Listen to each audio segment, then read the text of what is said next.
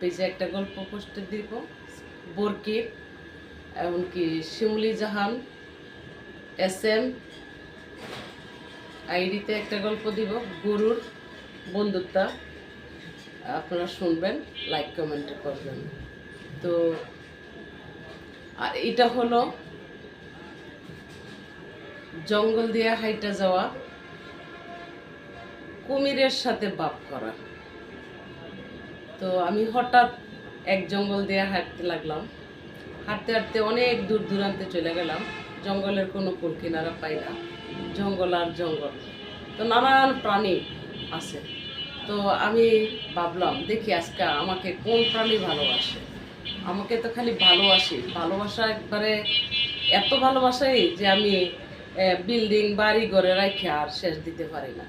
তো ভাবলাম আজকে কোন প্রাণী আমাকে ভালোবাসে। এখানে তো সব ধরনেরই আল্লাহর পদার্থ পানি আছে। তো দেখি। তো হাঁটতে হাঁটতে গিয়ে এক ভয়ঙ্কর কুমির দেখলাম। তো কুমিরকে দেখে আমি ভয় পেয়ে গেলাম যে বাবা, এই কুমিরে তো আমার খেয়ে নিবে, এই কুমিরে আমার কাছে কেন আসতেছে। তো আমি ডাকতে লাগলাম, আল্লাহ আল্লাহ, আমাকে বাঁচাও বাঁচাও বাঁচাও, আজকে ভালোবাসা একবার খাইয়া দিবে।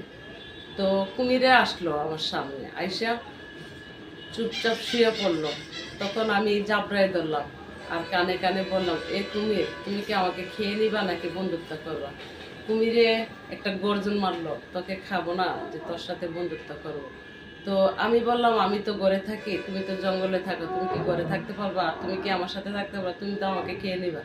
তোমার বিশ্বাস করা যায় না, তোমার কলজা চিবাই খাইয়া মানব জাতির অভ্যাস, তো কুমিরকে কখনো বিশ্বাস করতে নাই।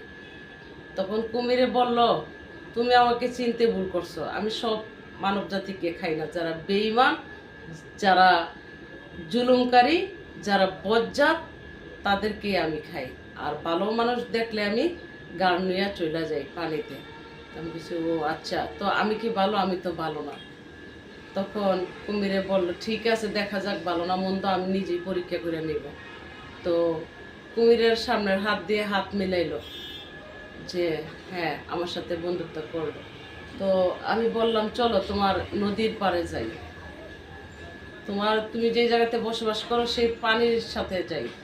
তো সে আমার সাথে রওনা হইলো, গেল, যাইয়া নানান ধরনের কুমিরকে ডাকলো, ডাইকে বললো যে, পরিচয় করলো যে আমি ওনার সাথে বন্ধুত্ব করছি, ওনাকে কখনো খাবে না।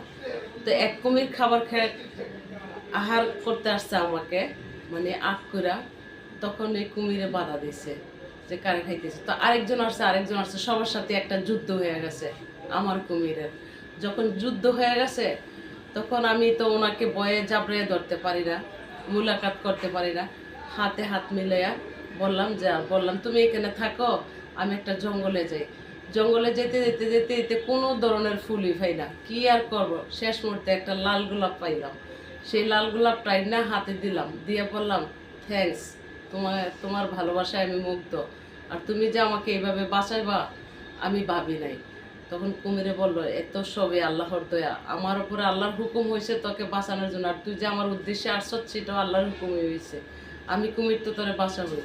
তো বললাম, চলো আরেকটা দ্বীপে যাই, সেখানে কি দেখা যায়, সেখানে যে তুমি পারবা তো নাকি তোমাকে আক্রমণ করবো। তবে তোমাকে যে আক্রমণ করছে আমার তো কষ্ট হয়েছে, আমার সাথে আক্রমণ করে পারবে না, চলো যাই। তো যেতে যেতে সেখানে গেলাম। তখন কুমিরে বলতেছে, আমার তো ক্ষুধা লাগছে, আমি এখন কি খাই। তখন আমি বললাম, তুমি কি আমাকে খেয়ে নিবা, তুমি আমাকে খেও না, কিন্তু আমি এই বিশ্বাসের উপরে তোমার সাথে যাব। অবশ্যই যে দ্বীপে যাব সেই দ্বীপে তো আর কেউ থাকবে না আমাকে বাঁচানোর মতো তুমি ছাড়া, চলো যাই। তখন ওই দ্বীপে গেলাম, দ্বীপে যাইয়া বললাম যে তোমার যে ক্ষুধা লাগছে, এখন তুমি কি খাইবা বলো তো, আমি কি খাবার জোগাড় করতে পারি তোমার জন্য। আচ্ছা তুমি এখানে থাকো, দেখি দ্বীপের আশেপাশে কোনো প্রাণী পাই কিনা, তোমার জন্য আমি নিয়ে আসবো, এটি আমার বন্ধুত্বের পরিচয় হবে। তো যেতে যেতে একটা পাড়ে গেলাম, গিয়ে দেখলাম বিশাল বড় ধরনের এক পাঙ্গাস ডোরেমনের মতন শুয়া রয়েছে। তারে আমি দুই না আগলে আনতে পারি না, অনেকটা ওজন। তো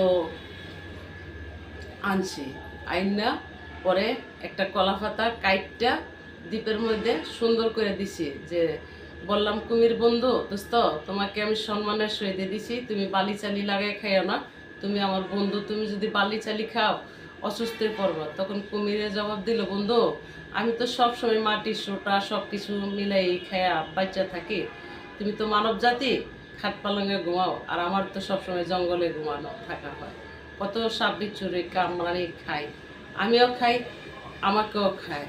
তো যখন এই কথা বললো তো আমার মায়া লাগছে, তো আমি বললাম চলো যাই, আমার সাথে খাট পালঙ্গে ঘুমাইবা থাকবা, আমাকে কিন্তু তুমি খাইও না। তো আমার চেহারা দেখলে তো মানুষ ভয় পাবে, আমাকে মেরে দিবে, আমি কিভাবে, তুমি হয়তো মারবা না, তুমি সঠিক আল্লাহর বান্দা নবীর উম্মত, তুমি সব প্রাণীকেই ভালোবাসো, তোমাকে আমি চিনতে ভুল করি নেই, আমি তোমার সাথে যাইতে প্রস্তুত, তুমি একটা কাজ করো, আমাকে একটা কোনো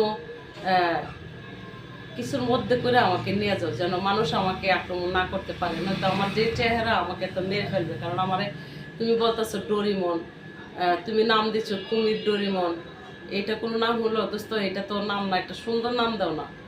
তখন আমি বললাম ঠিক আছে, আমি শিমুলি জাহান শিমু, তোমার নাম নীরব, ঠিক আছে চলো, তোমাকে আমি নীরব বলে ডাকবো। তো কুমিরে আমি নিয়ে আসলাম, আইসা আইনা অনেকটা সুন্দর মতন সেই মতন একটা গ্লাসের মধ্যে সুন্দর একটা ঘর তৈরি করলাম, কইরা একটা গ্লাসের মধ্যে যে ওনার ছবিটাও যেন উনি দেখতে পারে, ওনারা দেখতে কেমন দেখা যায় সেই ব্যবস্থাটা করলাম। আরেকটা গ্লাসের মধ্যে ওনার খাবার দেওয়ার জন্য একটা সিস্টেম করলাম।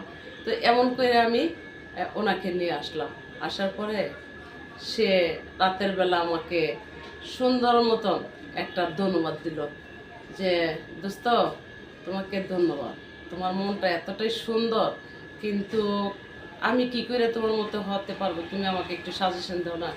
তখন বললাম দোস্ত তুমি তো মানব জাতি না, তুমি আমার মতো হতে পারবে না, কারণ সৃষ্টির সেরা হলো মানব জাতি, চারটা হাত পা দিছে সুন্দর, তোমাদেরকে যদিও আল্লাহর পদার্থ, তবু মানব জাতির মতো তার করে নাই, হয়তো তোমরা হিংস্র প্রাণী, এটা সত্যি আল্লাহই সৃষ্টি করছে, এটা মানতে হবে। তুমি যেভাবে আছো এভাবেই থাকো, যে কদিন থাকতে পারো, আর নয়তো তোমার জায়গায় তুমি চলে যাও। তখন আমার সাথে উত্তর দিল কুমির বন্ধু যে তুমি তো আসলে বেঈমান। আমি ওইটা জবাব দিলাম কেমন হইলাম, আমি বেঈমান কোথায়, বেঈমানি কোথায় করলাম, যে তোমার কষ্ট হচ্ছে, তোমার পানির দরকার, এত পানি একটা ফ্লাডের ভিতরে কিভাবে তৈরি করবো আমি, আমার তো ওরকম সমর্থন নাই যে তোমার জন্য সুইমিং পুল আমি তৈরি করব। সেই সমর্থনটা থাকলে ঠিকই তাই আমি করে দিতাম, যে তুমি সারাদিন সুইমিং পুলে থাকতা, রাত হলে তুমি গ্লাসের মধ্যে ঘুমাইতা, তাই না? সেই সমর্থনটা তো আমার নাই। আমি যদি করে দিই, তখন সে আমার সাথে একটা চুক্তি করলো যে আমি যদি চলে যাই তুমি কষ্ট পাইবা, আমি যেতে যেতে অনেক দূর দূরান্ত যাব, যাই আবার তোমার কাছে ফিরে আসবো। আমি ওইটা বললাম ঠিক আছে হয়ে যাক, এটাই চ্যালেঞ্জ, আমি শত শত বছর অপেক্ষা করতে পারবো, আমার ইমান ঠিক আছে। আচ্ছা ঠিক আছে, তুমি আমাকে তো রাস্তায় পেলে মানব জাতি মার দিব, এখন কি করব? আচ্ছা ঠিক আছে, আমি তোমার ব্যবস্থা করতেছি। তখন একটা ট্রলি গাড়ি দেখে আনলাম, আইনা ড্রাইভারকে বললাম যে এই ড্রাইভার তোর ভাড়া কত, ওই দ্বীপে যাইতে হবে, যে ওই জঙ্গল দিয়ে, আমার ভাড়া তো 2000। যে তুমি যাইবা? যে না দোস্ত আমি তো যাব না, একটা কাজ করো, আমার একটা কুমির বন্ধু আছে। এ কি বলেন? আমি কি, আপনি তো সামনের সিটে থাকবেন আর ও তো ট্রলিতে থাকবে, যেটা পিক আপ লক আপ করা থাকে, ও কোনো সমস্যা নাই। কি বলেন এটা?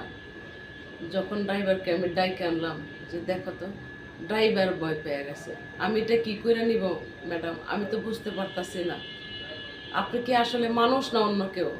আমি মানুষ। কি করে পারলেন ওনার জন্য এরকম সাজানো সংসার তৈরি করতেন আর ওনাকে এরকমভাবে রাখতে?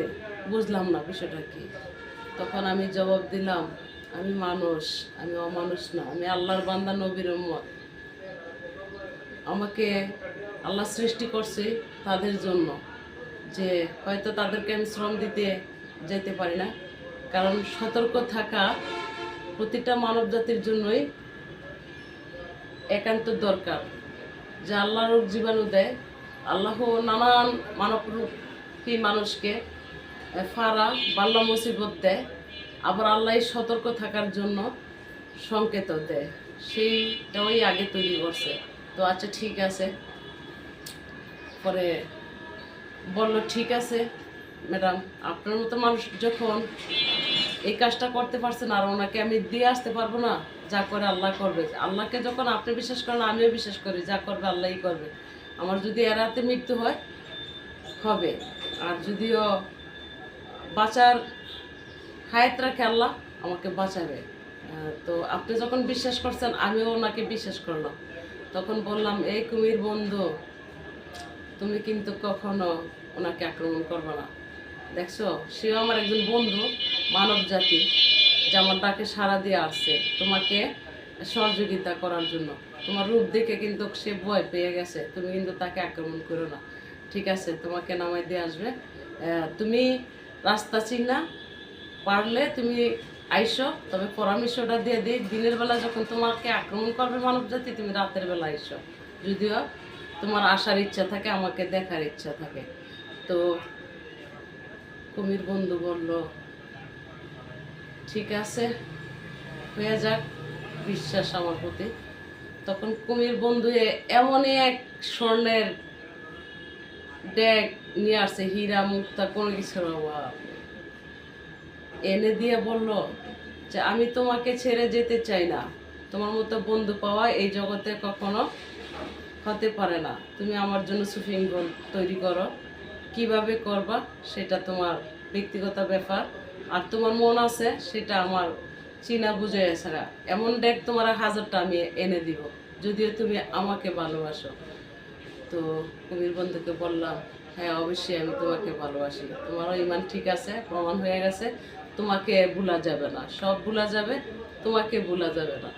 তো আমি হঠাৎ 1 বিঘা জায়গা কিনলাম, কিনা পরবর্তীতে একটা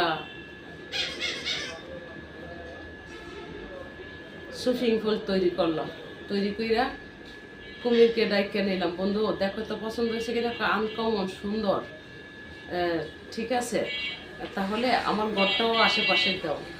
তো আমি ওইটা বললাম, তুমি কিন্তু আবার অন্য মানব জাতি গিয়া খাইবা না, কিন্তু তুমি আমাকে খাবার দিবা, এত হীরা মুক্তা এনে দিলাম, তুমি কি এগুলো বিক্রি করে আমার জন্য খাবার জোগাড় করতে পারবা না? তখন আমি উত্তর দিলাম, বন্ধু তোমার যখন যেমন প্রাণ আছে, এমন সকল প্রাণীরই প্রাণ আছে, আমি কারে মাইরে এনে দিব তোমাকে খাবার? এটা তো হয় না, যেই খাবার দিলে হালাল হবে সেটাই করো।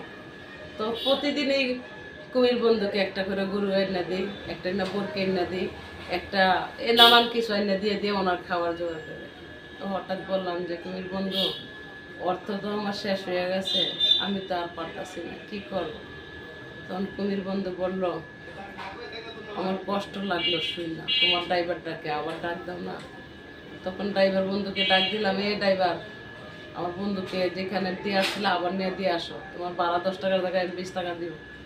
তো কুমির বন্ধুকে নিয়ে গেল, নিয়ে যাওয়ার পরে আবারও সে একটা একই হীরা মুক্তা ড্যাগ নিয়ে আসলো। তো বললাম, তোমার তুলনায় হয় না, আমি তো লোভী না, এগুলা তো আবার আল্লাহর কাছে কোনো জবাব দিতে হবে না, তোমার হক তো আমার খাওয়া হচ্ছে, তুমি খাও আমিও তো খাই, এটা দিয়ে তুমি এমন কিছু করবা যে কুমির বন্ধু বুদ্ধি দিল, এটা দিয়ে একটা বাড়ি করো, 10 তলা বিল্ডিং করো, এই বাড়ি থেকে যে 12 টাকা উঠে আসবে সেই টাকা দিয়ে আমাকে খাবার দিও, তো মন্দ না, রাইট, ওকে ঠিক আছে। তো আমি কুমিরের সাথেই বন্ধু করি, বাঘের সাথে আমি বন্ধু করি, সিংহর সাথে আমি বন্ধু করি, এমনকি আমি মানুষ এমনটাই একজন, সব প্রাণীকেই আমি ভালোবাসি, সকল প্রাণীও আমাকে ভালোবাসে। শেষ বেলায় গিয়ে আমার দেহের কন্ডিশন আর ভালো থাকে না, তাই আমি তাদেরকে সেবা দিতে পারি না, দূর দূরান্তে থাকে, আমি তাদেরকে মায়া করি, অন্তরের থেকে আল্লাহর কাছে প্রার্থনা করি যে এদেরকে আল্লাহ ভালো রাখো, তোমার এই পদার্থ, এ আর কি।